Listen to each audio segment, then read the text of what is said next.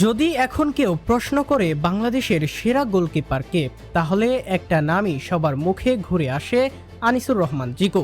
কারণ একটা সময় এই জিকুকে বলা হতো বাংলার ফুটবলের বাজ পাখি। সেই মানুষটা 2 বছর আগেই বেঙ্গালুরুতে সাফ চ্যাম্পিয়নশিপে হয়েছিলেন টুর্নামেন্টের সেরা গোলকিপার। কুয়েতের বিপক্ষে সেমিফাইনালে তার সেই অবিশ্বাস্য সেভগুলো আজও অনেক ফুটবল ভক্তের চোখে ভাসে। জিকু মানেই ছিল আস্থা, জিকু মানেই ছিল গোলবারে একদম পাথরের দেয়াল। কিন্তু সেই জিকু আজ কোথায়? জাতীয় দল তো দূরের কথা, ক্লাব ফুটবলেও নেই তার দেখা।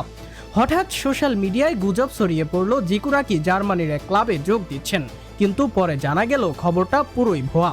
আসলে শৃঙ্খলা ভঙ্গের অভিযোগে শাস্তির মুখে পড়ার পর থেকেই এরকম হারিয়ে গিয়েছেন তিনি, চোখের আড়ালে, মাঠের বাইরেও নীরব জীবন।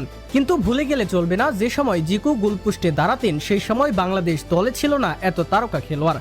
না ছিল হামজা, না ছিল সামির। তারপরও জিকু একাই অনেক বড় দলের বিপক্ষে দেয়াল হয়ে দাঁড়াতেন। ভারত, সিঙ্গাপুর, কুয়েত কেউই সহজে গোল দিতে পারেনি তাকে। একটার পর একটা সেফ, ক্লিনশিট, সেই পারফরমেন্সে তিনি কোটি ভক্তের হৃদয়ে জায়গা করে নিয়েছিলেন। লাল সবুজের জার্সিতে এখন পর্যন্ত প্রায় 30টি ম্যাচ খেলেছেন জিকু, যেখানে 9টা ম্যাচেই রেখেছেন ক্লিনশিট। অন্যদিকে বর্তমান দলে মিতুল মার্মা ভালো খেলছেন, ভুটানের বিপক্ষে দুর্দান্ত পারফরমেন্সও দিয়েছেন তিনি। তবুও অনেকেই মনে করেন জিকুর মতো এক্সপেরিয়েন্সড গোলকিপার দলে ফিরলে বাংলাদেশ আরও শক্ত হবে। সাবেক অধিনায়ক বিপ্লব তো স্পষ্ট করেই বললেন, মিতুল ভালো, কিন্তু জিকুর মতো ম্যাচিউরড গোলকিপারও দরকার। একটা দলকে টিকিয়ে রাখতে অভিজ্ঞতার বিকল্প নেই। এএফসি কাপে হংকং চায়নার বিপক্ষে সাম্প্রতিক হারের পর আবারও উঠেছে প্রশ্ন, বাংলাদেশের